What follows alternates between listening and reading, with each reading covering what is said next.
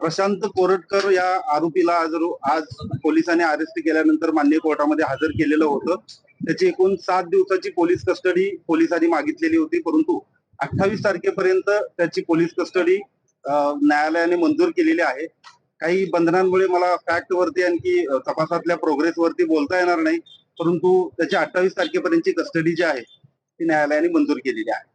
तर युक्तिवादामध्ये कोणते मुद्दे तुम्ही मांडण्याचा प्रयत्न केलाय की ज्यामुळे पोलीस कोठडी यासाठी आवश्यक ते मुद्दे सगळे आपल्याला पोलिसांच्याकडून मिळतील. मला थोडं काही बंधनांमुळे मी ते सांगू शकत नाही. आपल्याला प्रोग्रेस जो आहे आणि त्या ज्या फॅक्ट आहेत, ज्या कारणांकरता कस्टडी मागितलेली होती त्याबद्दल आपल्याला पोलिसांकडून इत्थंभूत माहिती मिळून नाही. पण 7 दिवसांची आपण पोलीस कोठडीची मागणी केली होती, 3 दिवस मिळाले.